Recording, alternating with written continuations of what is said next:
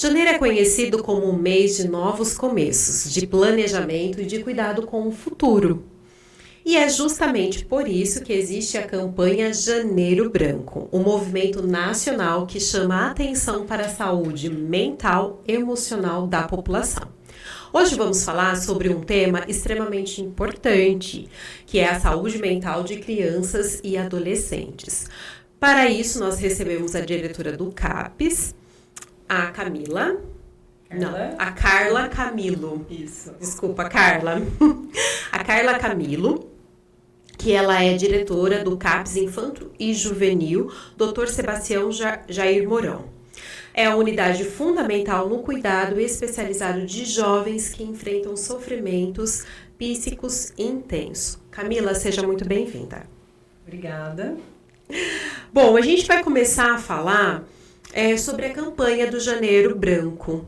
Por que é uma campanha tão importante, especialmente quando nós falamos de crianças e adolescentes?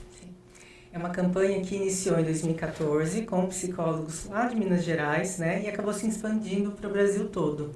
Ganhou força e hoje a gente fala da campanha Janeiro Branco, da importância para o ano todo, de janeiro a janeiro, né? Então, o próprio Conselho Federal de Psicologia acabou abraçando realmente essa campanha o ano todo. Então, de janeiro a janeiro a gente fala dessa importância com os cuidados para a saúde mental, tá bom? Não no mês específico, mas esse mês acaba tendo uma força maior. Por que é importante, então, principalmente para crianças e adolescentes? A gente vê uma necessidade de, o quanto antes, a gente vê alguns sinais, alguns sintomas ali de adoecimento psíquico, procurar ajuda, tá? Ajuda psicológica, ajuda psiquiátrica, ajuda de médicos, ajuda de equipes profissionais, né, de TO, de enfermagem, de fonoaudiólogo, para realmente amenizar o prejuízo que essa criança, que esse adolescente possa vir a ter ao longo da sua vida. Ô Camila, e a saúde mental, ela ainda é um tabu, né? Sim, infelizmente. Né? E aí vocês, por meio das ações que o CAPES desenvolve, tenta orientar as famílias, as pessoas que chegam até lá, para que esse tabu diminua, né? A gente vê que com a população mais jovem, né, com a geração Z, principalmente, para eles já não é tabu falar sobre o cuidado em saúde mental. Eles falam tranquilamente sobre os temas os mais diversos possíveis, inclusive de cuidados mesmo, né? Eu vou no psicólogo, eu vou no psiquiatra, eu tô fazendo tratamento. Eles falam tranquilamente sobre isso. Mas para os pais, para os cuidadores, para os avós, ainda é um tabu.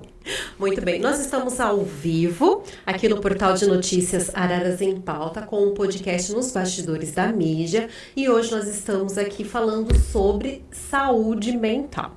Se você tiver alguma dúvida, se você tiver alguma sugestão, pode enviar nos comentários. Bom, agora a gente vai falar um pouco do CAPES mesmo, Infanto Juvenil de Araras, que atende, acho que inúmeros casos bastante específicos, né? Você pode explicar qual que é o papel da unidade e quais os públicos são mais atendidos? Bom, públicos que a gente tem maior prevalência, né, de atendimentos.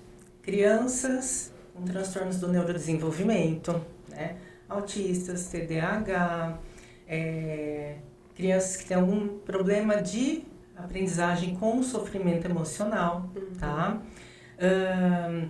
Problemas de adaptação à escola, que traz também problema emocional, transtornos de ansiedade, transtornos depressivos, transtornos de pânico,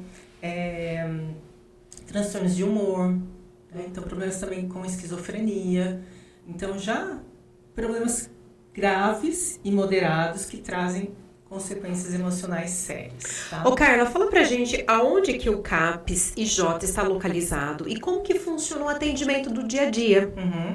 O CAPES IJ está na rua Arlindo Cardoso. Isso. É isso, né? Carlindo Pereira da Costa. Isso, Carlindo Pereira da Costa, confundi o nome. Ao lado da PAI, tá? É uma referência excelente, né? Não tem como se perder. Chega ali na PAI, isso. Vira, para quem tá descendo, obviamente vindo ali pela Washington Luiz, vira à direita. Vira à direita. E já chega no CAPES. É um portão bem grande ali que dá para você entrar. Do lado da PAI. Do lado da PAI, isso. E quais que são os atendimentos específicos que vocês têm lá? Nós temos os serviços de psicologia, psiquiatria, fonoaudiologia, terapia ocupacional e enfermagem. Carla, desculpa. Olha, eu tô querendo te chamar de Camila. Carla, em relação aos sofrimentos psíquicos graves, né, você comentou aí alguns. Como que eles são identificados? Vocês fazem um laudo? Como que a família chega até vocês? Como que é o atendimento do dia a dia? É bem comum para as crianças virem encaminhadas ou do médico, né, do clínico geral, ou até mesmo do pediatra. Carla, só desculpa, quando você fala crianças, a partir de qual idade? Olha, geralmente acima de 3 anos. Ok. Né? Olha, na minha cabeça eu estava pensando acima de 6. Acima de 3 anos. Para tratamento, acompanhamento com TO, com psicologia. Menor dessa idade a gente não costuma colocar em atendimento, em tratamento, certo, tá? Porque ainda é muito novinho, aí é uma outra demanda, a estimulação precoce já é um outro serviço que a gente não oferece, tá? Acima de 3 anos, dá para fazer o acompanhamento com TO, com fonoaudiologia, né, para alguns casos, tá? E até terapia em algumas modalidades, tá bom? Antes disso não tem como, né? Até mesmo a criança que ainda não é verbal, não dá para fazer terapia, muitas vezes, né? Então, acima de 3 anos, tá? Faz o acolhimento, a gente verifica a necessidade, verifica a demanda, tá bom? E sempre em contato com as escolas também, tá? Para verificar como que é a interação dessa criança na escola, na família, nos outros ambientes que ela participa, tá? Vem geralmente encaminhado, então, ou do médico, né? Pediatra, ou também da escola, vem com um relatório.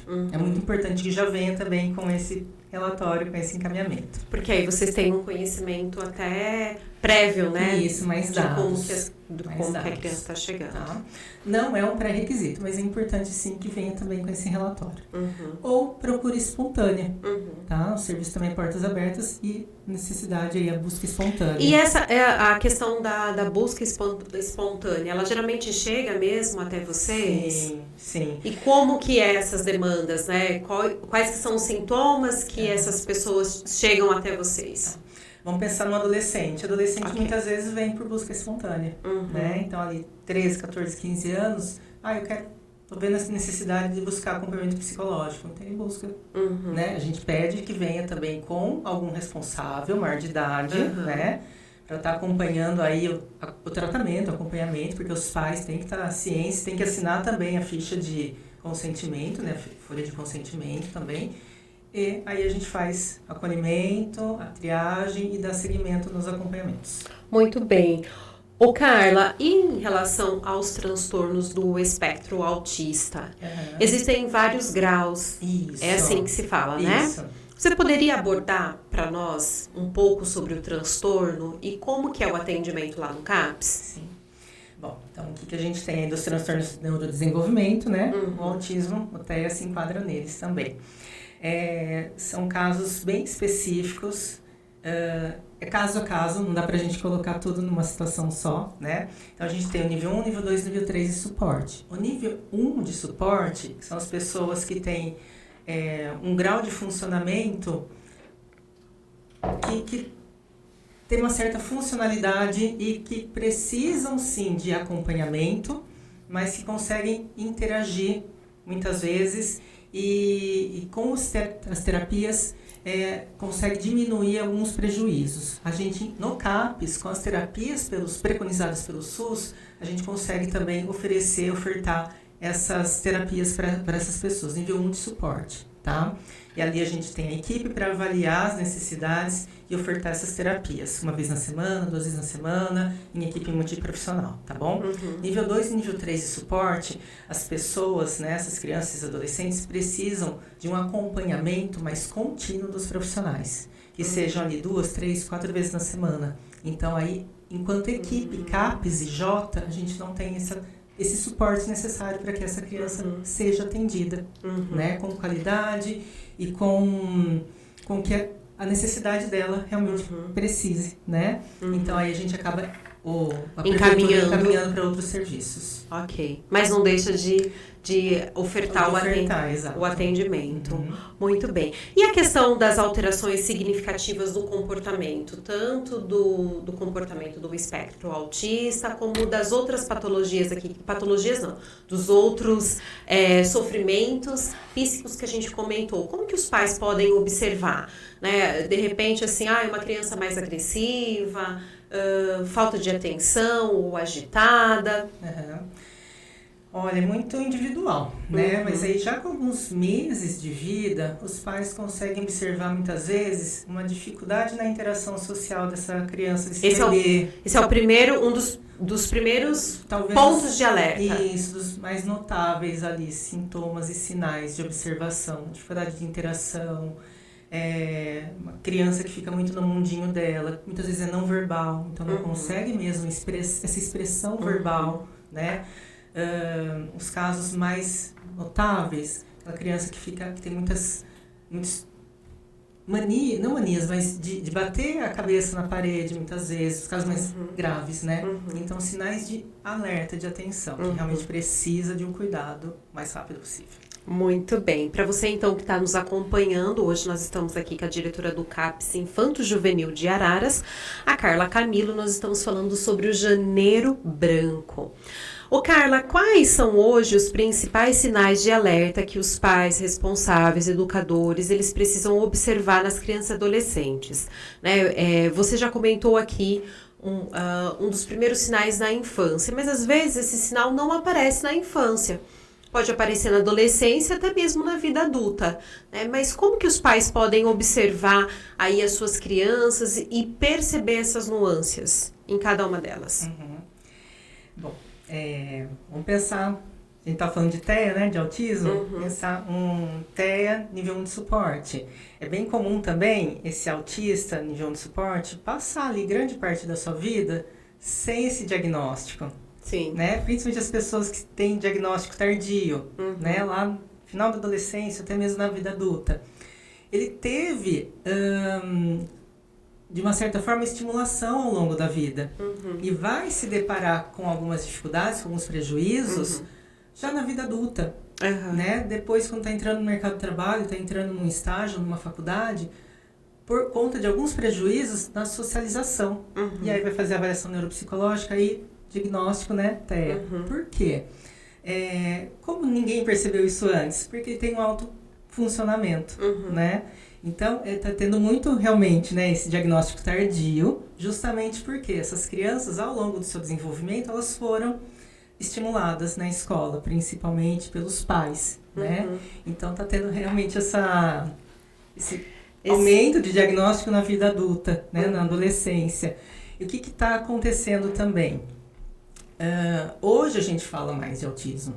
Anos atrás não se falava tanto. Né?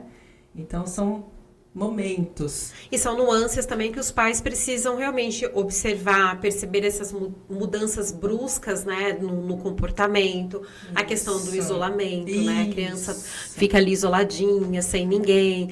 A questão da agressividade também e da apatia, né? Porque às vezes o pai percebe assim, nossa, esse menino é muito nervoso, esse menino é muito bravo, né? E pode ser um sinal de um alerta, né? E o pai não consegue ali observar. Você também mencionou a dificuldade que os pais têm de observar isso e do laudo vir tardiamente, né?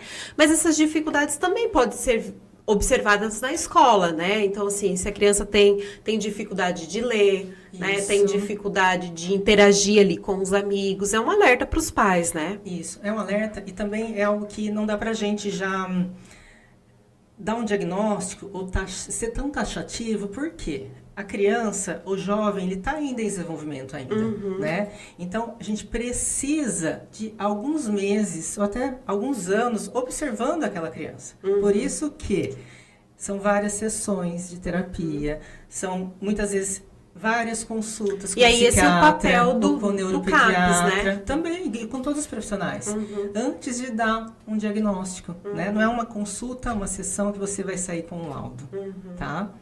A gente precisa avaliar por várias vezes, né? Para realmente falar, é isso. Ok.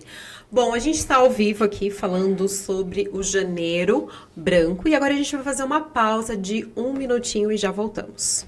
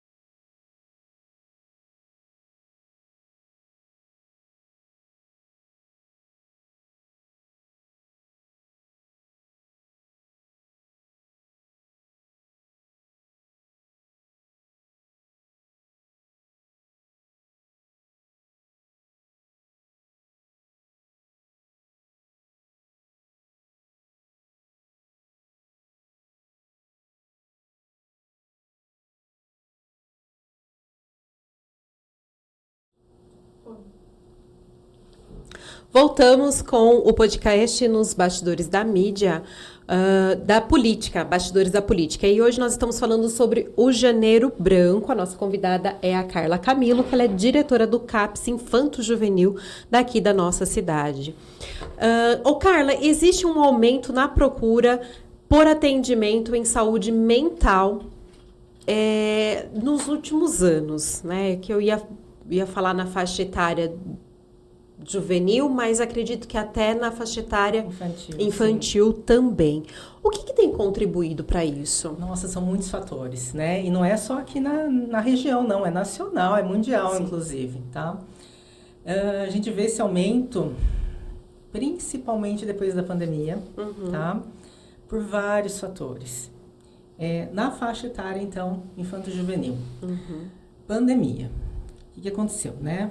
Muitas crianças, então, tiveram um aprendizado via formas remotas. Sim. Então, isso afetou demais. O social, né? Não tiveram social, então isso afeta muito, né? O aprendizado, a socialização, formas de aprendizado mesmo, né? Da aprendizagem vicária, enfim. As crianças estão muito mais dependentes da tecnologia e isso traz um prejuízo enorme, né? Para as relações, para uma série de situações realmente, mas da questão de estar em casa, de ter esse aprendizado remoto, elas tiveram uma série de consequências para a leitura escrita, né? Para questões de obediência, tá? Tudo isso se reflete na escola, principalmente, né? Em questão de não respeitar limites, não respeitar professores, não respeitar figuras de autoridade. E também, consequentemente, vão buscar ajuda na saúde mental. Por quê? Ele não consegue mais ficar parado na sala de aula sentado. Ele tem problema com limite, tem problema de não aguentar 4 horas de aula. Precisa de medicação. Opa, peraí, precisa de medicação? Não precisa. Precisa de regras. Precisa de consequências. E nem tudo se resolve também com medicação, né? Exato. Acho que os profissionais, tem um grande desafio de realmente identificar, né? que realmente está se passando ali naquela Isso, situação, né? Com aquela criança. E muitas vezes a gente consegue identificar o que acontece, a escola consegue identificar o que acontece. Mas a família não aceita. A família não aceita, a família não consegue manter as regras. Isso. Entendeu? Nós estamos, infelizmente, é um problema generalizado. Né? É uma coisa assim, que acaba até fugindo do controle, né? Exato. E é um perigo, assim, hoje nós estamos falando da pandemia, dos reflexos no comportamento psicológicos devido à pandemia. Sim. Daqui uns dias, nós vamos ter que voltar aqui para discutir sobre os reflexos do automedicamento. Exatamente. Em relação a essas crianças. Porque imagina uma criança que já desde cedo começa a ser medicada. Muitas vezes sem necessidade. Exatamente. Como que vai ser esse adulto? Então a gente vai ter que voltar para discutir. Dá até medo, infelizmente, né, Carla? Então, o que a gente percebe, o que a gente pensa nas nossas discussões de caso? Essa criança precisa estar no CAPS? É um problema de saúde mental? Não, não é. A família, muitas vezes, não aceita.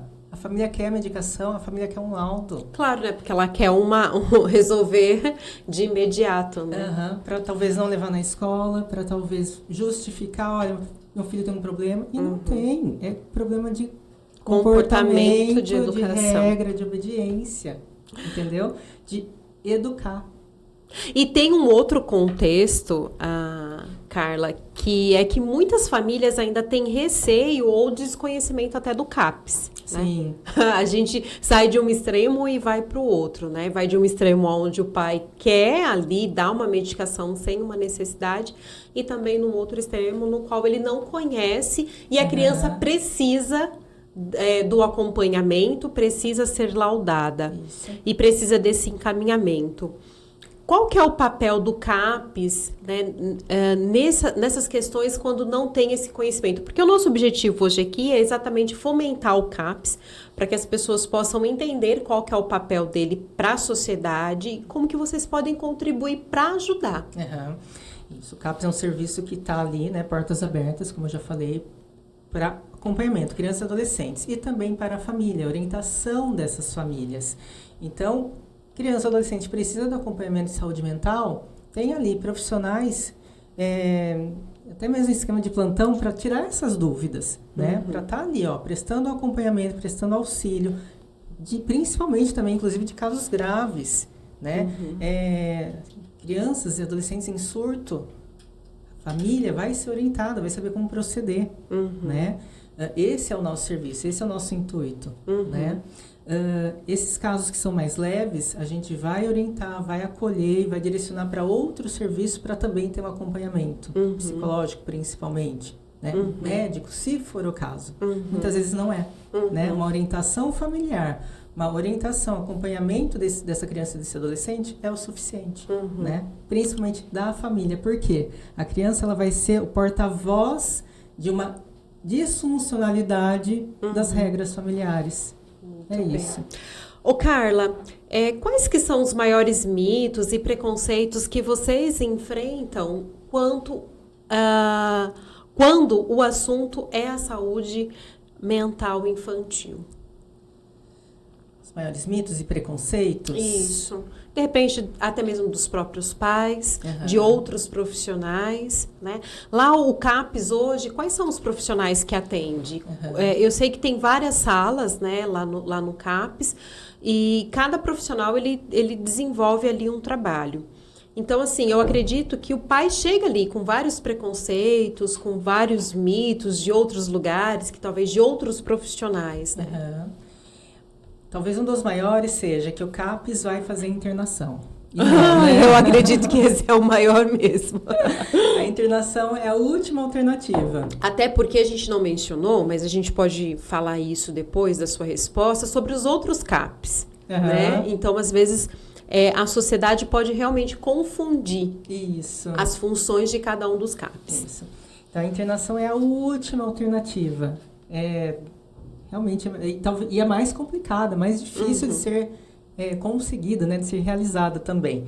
Então, nosso tratamento, nosso acompanhamento é baseado em terapias, acompanhamentos, na comunidade, né? Em liberdade. Tá? Então, essa criança e adolescente vai estar sendo acompanhado semanalmente ou quinzenalmente por profissionais ali no serviço e principalmente no território. Né? Então, as ações vão ser no território, vão ser ali também aos arredores. Então, muitas vezes, no lago, no centro cultural, nas escolas, em outros ambientes também, que não somente no serviço de saúde, né? Que a gente vai promover saúde em outros espaços. Bacana. Então, fala pra gente agora também em relação aos outros CAPs, né? Tem mais 2 aqui em Araras, Isso, correto? Tem CAPs álcool e drogas, tá? Para pessoas que têm alguma dependência, né? De substâncias psicoativas, que seja álcool, que seja tabaco, que seja drogas mesmo, né? Sim. Qualquer tipo, realmente, de droga. E também o CAPs 2, que fica na Avenida Loreto, tá bom? 1291.